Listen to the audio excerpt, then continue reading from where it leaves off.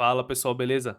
Kai aqui da equipe do Já Invest para mais uma análise de resultados do terceiro trimestre de 2022 e hoje a gente vai falar aqui da Prio, a antiga PetroRio, empresa aí small cap de produção de petróleo. Lembrando que eu vou focar aqui nos tópicos principais do resultado da empresa, né? Tentando aqui entregar o máximo de valor no menor espaço de tempo aqui para vocês poderem assistir o vídeo. Se você quiser uma análise mais completa da PetroRio, a gente tem relatório dela no canal, a gente tem vídeo sobre a PetroRio mais completo, a gente tem vídeo só sobre o setor de petróleo, tá? Lembrando também que a gente está com a cobertura dos resultados do terceiro trimestre de 2022 e muita coisa sai primeiro lá no nosso grupo. Então vou deixar o nosso grupo aqui na descrição desse vídeo. Clica lá, entra no nosso grupo que você vai receber em primeira mão. Falando aqui da PetroRio, para quem não conhece, né, como eu falei para vocês, é uma produtora de petróleo, é o que a gente chama de uma das juniors ou minors, que é uma empresa de produção de petróleo que não é gigante, né? Ela tem ali alguns poucos campos no Brasil e ela tem uma produção ali média nos últimos anos de 30 mil, 40 mil barris por dia. A PetroRio é um case de turnaround, então de 2016 até hoje ela vem fazendo uma grande melhoria ali de eficiência na produção dos seus campos e vamos ver se ela entregou um bom resultado. Eu já adianto para vocês que eu gostei bastante desse resultado aqui da PetroRio, tá? Falando aqui dos números operacionais aqui da empresa, para quem está em dúvida do que você tem que acompanhar nesse tipo de empresa, é basicamente três números, tá? Que são os mais importantes que você tem que acompanhar na PetroRio. É o valor do Brent, que é o valor da commodity de petróleo que ela vende, tá? Então ela é um valor que não está no controle dela. Ela tem algumas estratégias que podem fazer com que ela venda melhor ou venda pior. E também uma questão da qualidade do petróleo dela que pode fazer com que seja mais barato ou mais caro, mas o preço negociado em mercado ela não tem controle. Então, isso vai impactar os resultados dela. Se o Brent subiu ou caiu, vai impactar o tanto que ela está produzindo, vai impactar se ela está produzindo mais ou menos, e o dólar também, que é uma commodity negociada em dólar, então você tem que olhar esses três pontos. Vamos passar aqui, vamos ver se veio bom ou veio ruim, se favoreceu ou desfavoreceu a empresa nesse trimestre, tá? Falando do Brent, né, que é o preço aí do petróleo referencial, quando a gente pensa aqui no preço de mercado, né, preço médio no terceiro trimestre de 2022, o Brent médio ali por conta de toda a situação da Ucrânia, toda a situação da Rússia, né, a gente viu que a gente está em preços no terceiro trimestre de 2022 muito acima de 21, né, e 21 negociava ali US$ 73 e hoje aí beirando os US$ 100. Quando a gente olha aqui, é uma evolução de 33% no preço médio de mercado. Porém, a PetroRio vendeu somente 26% acima do terceiro trimestre do ano passado. Isso pelas coisas que eu falei para vocês, né? Às vezes ela tem ali um petróleo que tem uma qualidade um pouco menor do que a do Brent, então ela tem que vender com desconto, ou então o momento de venda médio dela, que ela às vezes acumula tudo para vender de uma vez só no mês, ela vende para um Brent menor do que o Brent médio no mercado. Isso é normal, natural, faz parte da operação da empresa. Mesmo assim, um ótimo patamar de Brent, tá? 26% acima do ano passado. Isso com certeza ajuda o resultado da empresa. Quando a gente pensa aqui no câmbio, não teve muita variação, apesar de ter tido muita volatilidade nesse período, nos últimos meses, né? A gente vê que foi de 5,23 para 5,59, voltou para 5 e agora está em 5,25 de novo. Quando a gente compara com o ano passado, o Brent, né? O Brent não, o dólar aí não traria nenhum impacto assim muito negativo ou muito positivo no resultado da empresa. Então, quando a gente passa aqui para a produção, que aí sim isso daqui está praticamente quase que 100% no controle da PetroRio, a gente vê que a empresa terminou o trimestre, aqui, esse trimestre, o terceiro trimestre de 2022, com uma produção média diária ali de 45 mil barris por dia. Isso aqui é muito alto, né? Por conta aí principalmente da revitalização que ela fez no campo de Frade, que a gente vai falar um pouquinho mais para frente no vídeo. Então a empresa vinha ali do ano passado produzindo 31 mil, passou para 32, 35 e agora já está chegando a 45 mil barris, uma alta de 44%. Então ela vendeu 44% a mais de barris do que no ano passado, por um preço 26% maior, né? E a gente viu que não teve um grande impacto aqui do dólar. Então é muito difícil esse resultado vir ruim, né? Ela vendeu mais caro e vendeu mais, né? Então vamos dar uma olhada, mas isso daqui já é uma dica aqui pra gente. Quando a gente passa aqui para o lifting cost da empresa, né? Então a gente viu que ela vendeu mais caro, mas vamos ver se isso daqui está custando mais caro para a empresa produzir. O lifting cost é um outro número que vocês têm que acompanhar também na PetroRio. E a gente vê que ele vem caindo bastante, né, nos últimos anos, né? O Lucas explica bem na análise completa, no vídeo de análise completa que ele fez sobre a PetroRio. Eu vou tentar deixar linkado aqui num card para vocês. O lifting cost nada mais é do que o custo de extração de petróleo, né? A PetroRio é uma empresa que ela opera majoritariamente campos no mar, que a gente chama de offshore, e ela tem um custo para buscar esse petróleo lá dentro da água. Isso é o que a gente chama de lifting cost. E vinha, né, quando a PetroRio começou esse processo de turnaround, chegou a custar $44 por barril para você extrair esse barril, e ela vem reduzindo para $9,5 agora, que é um recorde de queda de custo, né, de diluição de custo. Por que isso é bom, né? A gente viu aqui que o Brent ele está chegando aqui médio no trimestre a $94. Isso quer dizer que a empresa tem mais ou menos aí uma margem bruta de quase 90%, tá? Se a gente pensar que o Brent chegou a negociar um pouco acima de $100 ali e custa para ela extrair esse barril $9, ela tem quase que $90 aí de margem bruta só se a gente considerar só simplesmente o lifting cost, né? Tem outras despesas que entram, né? Despesas gerais, despesas de dívida e tudo mais. Aqui a gente está falando só do custo direto ali que envolve a produção. Então, quanto menor o lifting cost e maior o Brent, melhor para PetroRio, né? Isso que ela mostra aqui pra gente, né? Que é justamente essa boca de jacaré abrindo aqui, né? Que é a diferença entre o lifting cost e o Brent médio. Ó. Se a gente olhar essa diferença aqui, é tudo margem para a empresa. Então a gente vê que de 2020 para frente ela vem abrindo uma diferença aqui entre um preço e outro, e hoje está nos maiores níveis aqui, pelo menos que ela traz nesse gráfico, e do tempo que eu acompanho a PetroRio, esse é o maior nível realmente dessa diferença entre os dois, entre o custo e a receita que ela está conseguindo com essa produção. Quando a gente passa aqui efetivamente para o desempenho financeiro da empresa, vamos ver se isso impactou positivamente a empresa. Pelo que eu falei para vocês, é muito difícil de não ter impactado, né? A gente vê, e aqui está em dólar, tá, pessoal? Só para vocês se atentarem a esse ponto. A gente vê que a empresa atingiu aqui, nesse trimestre, $378 milhões de receita total, tá? Sendo 110% acima do ano passado. Então, como eu falei para vocês, ela produziu mais por um preço mais caro. Então, isso acaba dando um up aí muito forte na receita dela. Quando a gente pega aqui o resultado da operação já subindo quase 150% ano contra ano, o EBITDA também quase 150% ano contra ano, então ela consegue, por conta desse forte controle de custos, né? Se vocês olharem aqui, a receita subiu 110%, mas o custo do produto vendido subiu somente 11% e as despesas subiram só 46%, mesmo com os investimentos que ela fez para revitalizar o campo de frade.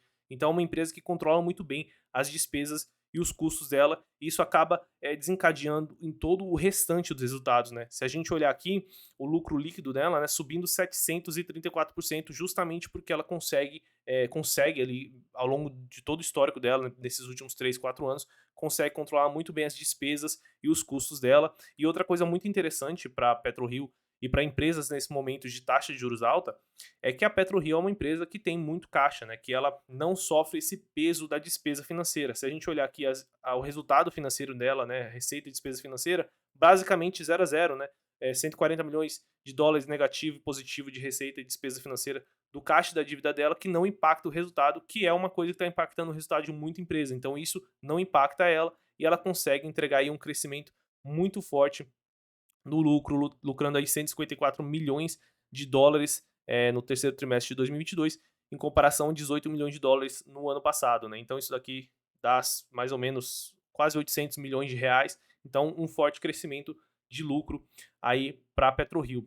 E uma coisa interessante, como eu falei para vocês, que é uma empresa que tem bastante caixa, né? Apesar de ela ter dívida, de ela estar se endividando para arcar com as aquisições que ela tem feito, né? Quem acompanha aí a PetroRio é uma empresa que tem feito um crescimento inorgânico importante, aí, fazendo aquisição do campo de Wahoo, fazendo aquisição do campo de Albacora Leste, tentando fazer aquisição do campo de Albacora Oeste, né, mas não foi muito para frente, faz parte.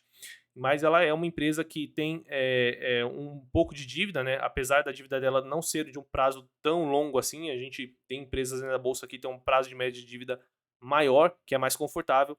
Porém, a empresa tem bastante caixa, né? Ela tem quase 1,7 bilhões aí, de reais aí de dólares aí em caixa para fazer frente às dívidas que ela tem no curto e no médio prazo, tá? E com um custo médio de dívida também bem interessante. A gente vê empresas que têm aí uma alavancagem maior, como a Vamos, que eu trouxe aqui na semana passada, com o custo médio da dívida da Vamos já estava chegando ali, se eu não me engano, a 10%, 11%. a gente tem a PetroRio, que é uma empresa de um setor volátil, né, de uma commodity, que ela consegue mesmo assim ter uma dívida mais barata, porque ela consegue pegar dívida em dólar, ela consegue ter um caixa é, forte, ela consegue ter um crescimento de produção. É uma empresa aí que tem uma boa nota nos ratings de dívida dela, então ela consegue ter uma dívida custando baixo. Então é uma empresa que quase não tem dívida e a dívida que ela tem custa barato. Então faz muito sentido dela pegar dinheiro no mercado e fazer aquisições, revitalizar campos e produzir mais, gerando bastante valor com essa estratégia que tem sido a estratégia dela nos últimos anos, tá?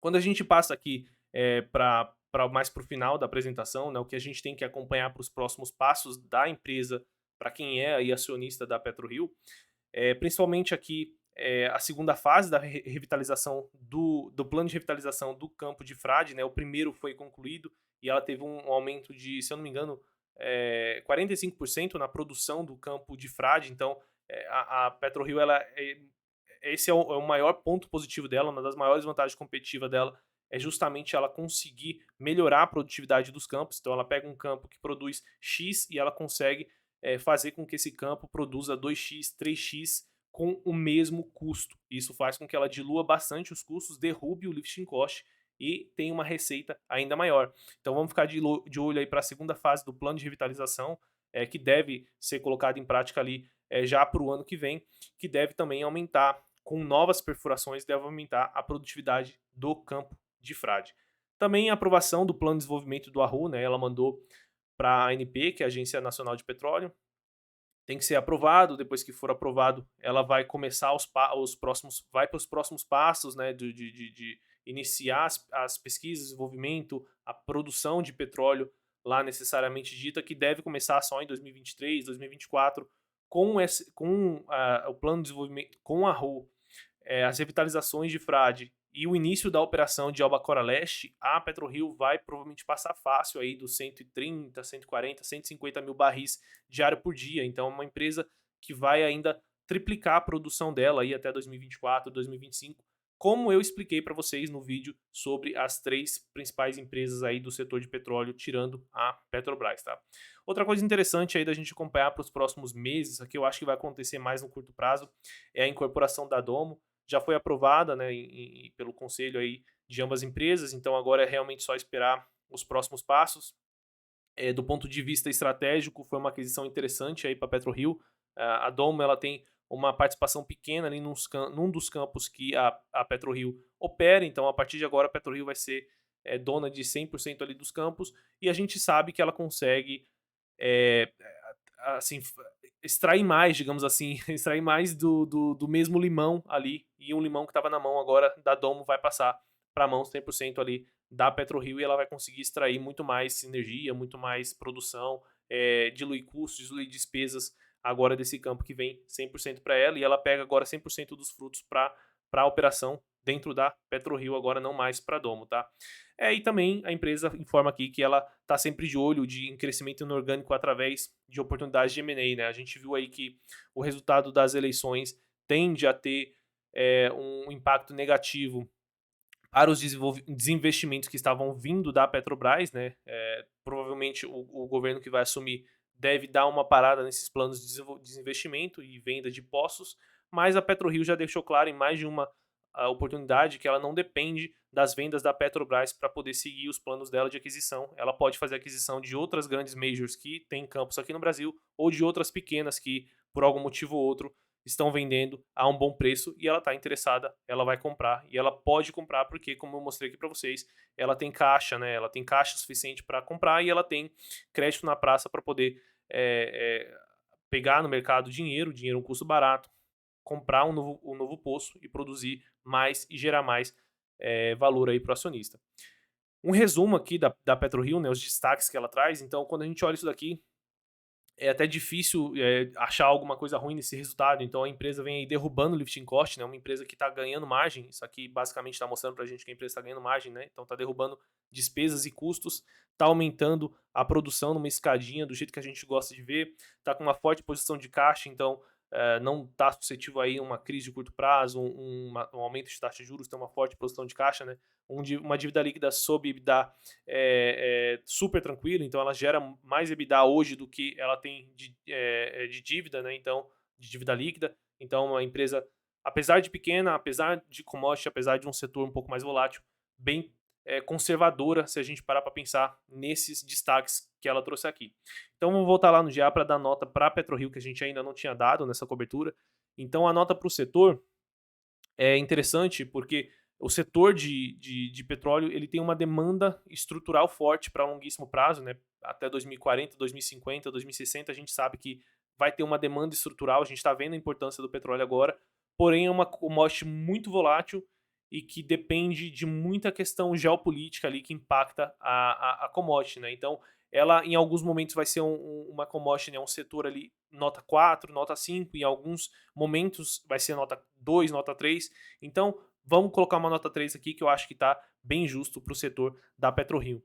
Em questão de governança, a PetroRio realmente não deixa nada a desejar, é uma das empresas aí que eu vejo que tem o melhor RI, tem ótimos Investor Day, os calls são super claros, tem ótimas apresentações, né, fazem questão de explicar para o investidor no que ele está investindo, né, quais são as vantagens da empresa. Então, em governança, nota 5. E para a empresa aqui, hoje nota 9, lembrando que ela pode chegar, ao meu ver, ser uma empresa aí nota 10 em 2024, 2025, se todas essas promessas que ela está fazendo hoje, né, quando eu falo promessas, né, aquisição, revitalização, aumento de produção, principalmente de Wahoo e Albacora Leste, forem cumpridas e forem entregues em 2025, ela vai ser uma empresa que estará em outro patamar e talvez seja aí outra empresa para levar nota 10 junto com a VEG.